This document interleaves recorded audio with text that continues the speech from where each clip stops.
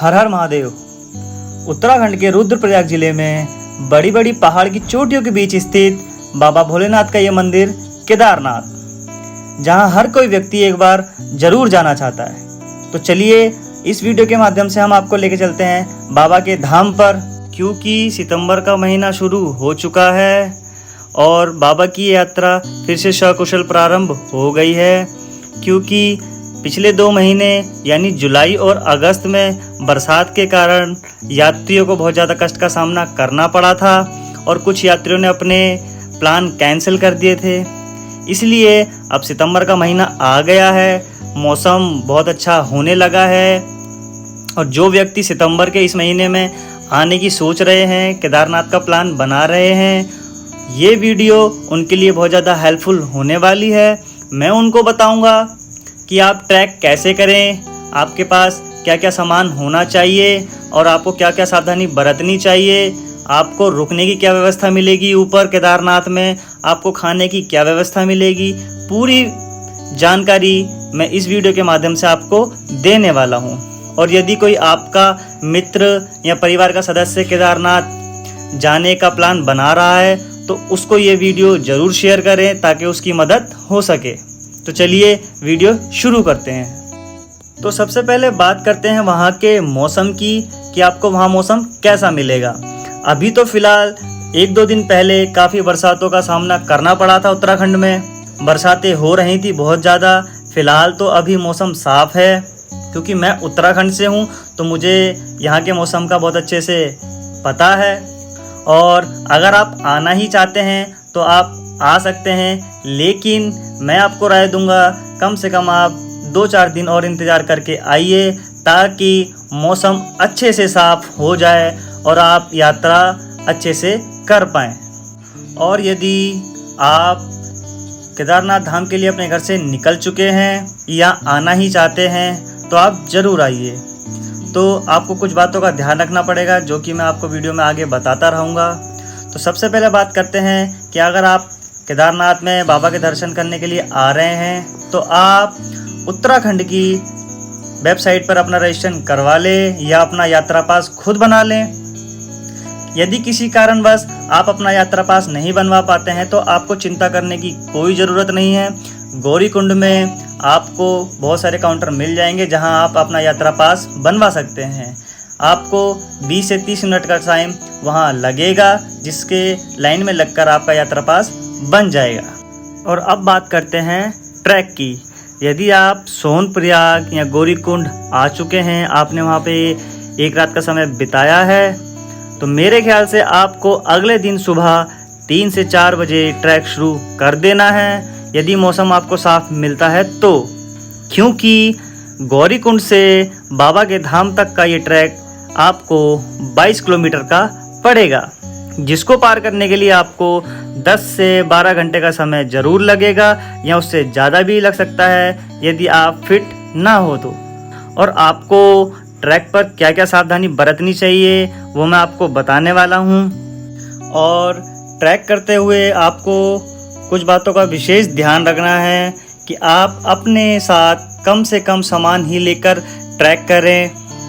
बहुत ज़्यादा ज़रूरी सामान ही अपने साथ लेकर जाएं, बाकी अपना सारा सामान नीचे गौरीकुंड या सोनप्रयाग में ही छोड़ दें। क्योंकि ज़्यादा सामान लेकर आप ऊपर जाएंगे तो आपको बहुत ज़्यादा परेशानी का सामना करना पड़ सकता है। इसलिए मेरी राय में आपको तो कम से कम ही सामान लेकर जाना चाहिए, जिससे कि आपको ट्रैक करने में आसानी हो और आप कम से कम समय में बाबा के धाम पहुंच जाएं। और अब बात करते हैं कि आपको क्या क्या सामान लेके ऊपर जाना चाहिए। वैसे तो सितंबर का महीना शुरू हो चुका है तो आपको शायद थोड़ा ठंड का अनुभव भी हो, तो इसलिए आपको अपने साथ कुछ गर्म कपड़े कैरी ज़रूर करने चाहिए, जैसे कि आपको दस्ताने, गर्म मोजे और एक मफरल और आपका एक गर्म कैप और एक अच्छा सा जैकेट। और बारिश से बचने के लिए आपके पास एक रेनकोट भी होना ज़रूरी है। और आपके पास एक पावर बैंक, चार्जर, एक एक्सटेंडेड बोर्ड और आपके पास कुछ ज़रूरी दवाइयाँ जो कि आपको विपरीत समय में काम आएंगी, उल्टी, दस्त, बुखार।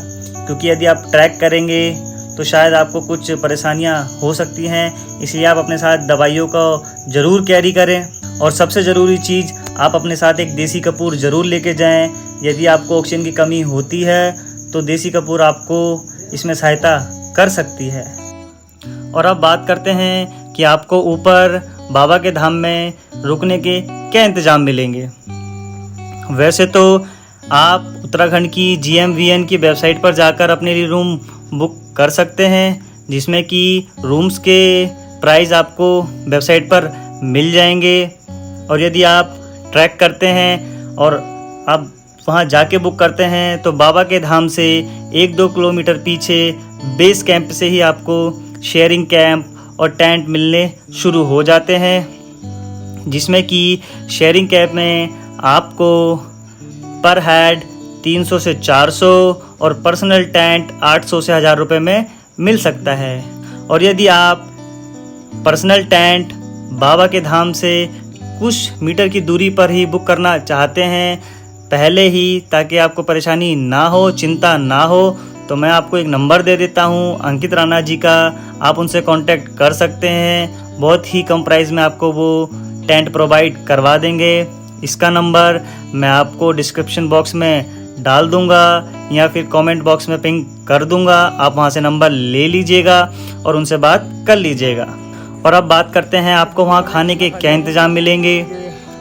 वैसे तो केदारनाथ में खाना आपको बहुत ज़्यादा एक्सपेंसिव पड़ सकता है, तो मैं आपको फिर भी बता देता हूँ कि आपको वहाँ पर थाली सिस्टम देखने को मिलेगा। आपको वहाँ नॉर्मल खाना ही देखने को मिलेगा, जैसे कि दाल चावल रोटी और पराठा, जिसमें कि दाल चावल और रोटी पराठा यानी थाली का जो सिस्टम है वो आपको 250 से 300 रुपये पर थाली पड़ सकता है।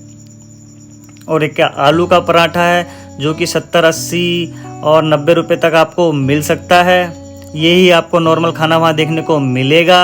और यदि टाइम से पहुँच जाते हैं तो आपको वहाँ भंडारा भी खाने को मिल सकता है। मंदिर से ही राइट साइड की तरफ पुल पर जब आप भैरव बाबा के दर्शन करने जाते हैं तो उसी जगह पर आपको 2 जगह भंडारा देखने को मिलेंगे, जहाँ पर कि रात के 10-11 बजे तक आपको भंडारा मिल जाएगा। और यह भंडारे सुबह 5 बजे शुरू हो जाते हैं, जहाँ की आपको चाय पीने को मिल जाएगी और 10-11 बजे से आपको खाना मिलना शुरू हो जाएगा। तो जैसा भी आपको पसंद हो आप वैसा कर सकते हैं। आई होप ये वीडियो आपको पसंद आई होगी, मेरे द्वारा दी हुई जानकारी आपको अच्छी लगी। और यदि आप केदारनाथ जाना चाहते हैं या आपका कोई मित्र या परिवार का सदस्य केदारनाथ जाना चाहता है तो आप उसको ये वीडियो ज़रूर शेयर करिए। ये वीडियो उसके लिए बहुत ज़्यादा हेल्पफुल होगी। धन्यवाद।